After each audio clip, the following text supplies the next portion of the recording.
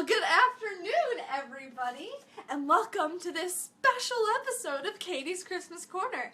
Today, we are going to be reading a special book, The Day Santa Stopped Believing in Harold.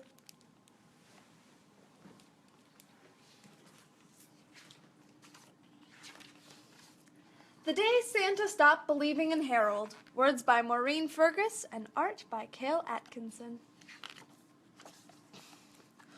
One stormy night, very close to Christmas, Santa and Mrs. Claus were sitting in their cozy little log cabin at the North Pole. Mrs. Claus was busy mending the seam of Santa's fourth best pair of red velvet pants. Santa was supposed to be going over the roster for this year's sleigh team. Instead, he was moping. Several times Mrs. Claus asked Santa what was wrong. Each time he muttered, "Nothing," then sighed loudly.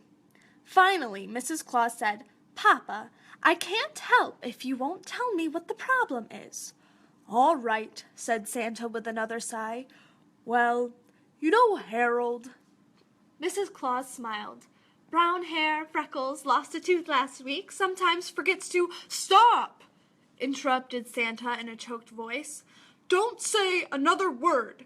You don't need to keep pretending on my account because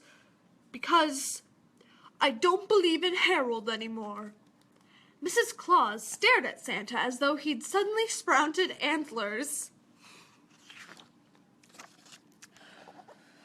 "Look, Harold has always been a big part of my Christmas, and I still like the idea of Harold," explained Santa. "But lately, I've come to realize that there are a lot of things about Harold that just don't make sense." "Like what?" asked Mrs. Claus. "For one thing, I'm pretty sure his mom writes his Santa letter," said Santa. "So what if he does?" said Mrs. Claus. "That doesn't mean anything." "Maybe not," said Santa. "But what about the snack, huh? What about that?" "What about it?" asked Mrs. Claus. "I think Harold's dad lays out my snack on Christmas Eve," whispered Santa dramatically. "Think about it. Harold is way too small to lift a big carton of milk. He can barely hold his own head up." "Papa, Harold isn't a baby anymore." "Yes, well, that's another thing, isn't it?" said Santa. "That Harold who sat on my knee at the mall last year didn't even look like the real Harold." "Harold is a real person, Papa," said Mrs. Claus. "Real people look different from year to year." Santa wasn't listening. "You know what's going on here, don't you?" he asked. "Harold's parents are trying to trick me into believing in him." "And why would they want to do that?" asked Mrs. Claus. "They think that if I know the truth about Harold, Christmas will be ruined for me," cried Santa. "Either that or they want the Harold gifts all for themselves." Mrs. Claus shook her head and said, "You know what you're doing, don't you? You're looking for reasons not to believe in Harold instead of just accepting him as one of the best, most magical parts of Christmas." Santa looked uncomfortable and maybe even a little uncertain, but all he said was, "I know what I know." The terrible news traveled like a spooked Arctic hare. Santa had stopped believing in children. "Not all children," Santa assured Merpin, the elf supervisor in the computer gizmo department. "Just Harold." "Uh-huh," said Merpin. "And you know what else?" said Santa. "I'm not the only one who doesn't believe in him. My friends don't believe in him either." "Uh-huh," said Merpin. "Jack Frost says his mom and dad told him that Harold doesn't exist, and the abominable snow monster says only a baby would believe in Harold." "Uh-huh," said Merpin. "Do I look like a baby to you?" boomed Santa. Merpin stared at Santa's twinkling eyes, rosy cheeks, and jiggly jelly belly.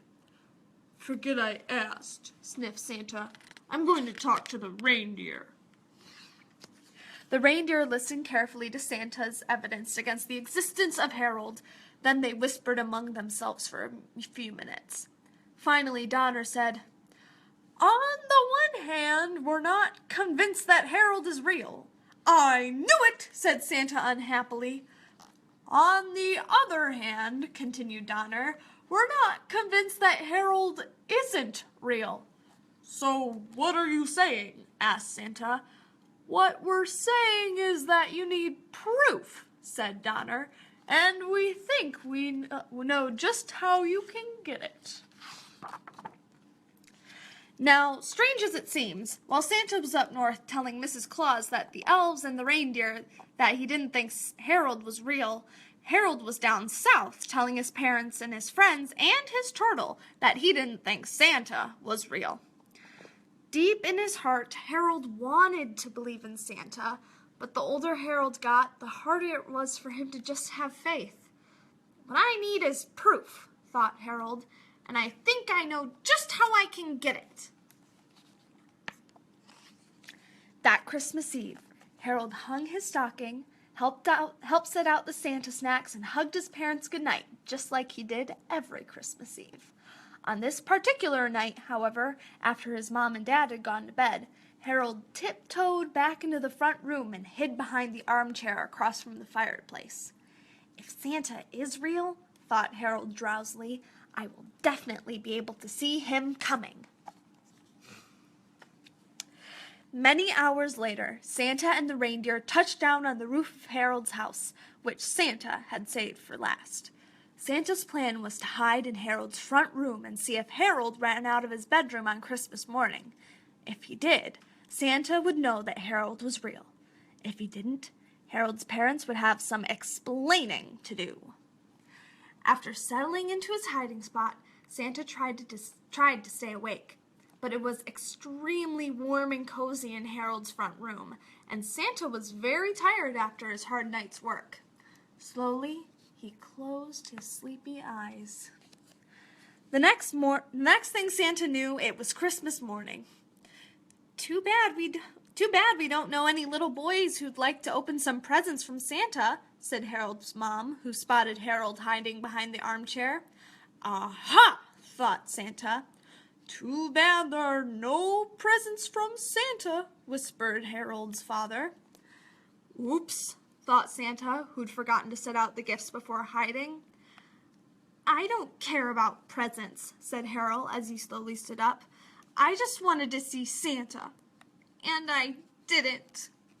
At the sound of Harold's voice, Santa's heart gave a wild leap. You're real! He shouted joyfully as he jumped up from behind the sofa.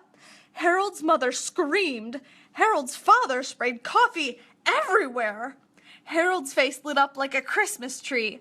You're real! He shouted, running over to give Santa a hug. After Harold and Santa got over the shock of finding out that each of them had thought the other wasn't real, they sat on the floor reading comics, playing with toys, and licking candy canes until the sound of tiny hooves impatiently stomping on the roof reminded Santa that it was time to go home. Goodbye, Harold! Goodbye, Harold's parents! Cried Santa as he prepared to magic himself up the chimney. Goodbye, Santa! Cried Harold. See you next Christmas! Unless you'd rather fall asleep behind someone else's sofa, cried his parents. Santa's big booming laugh rang out once, shaking the walls and knocking several glass ornaments off the tree. And then, in the wink of an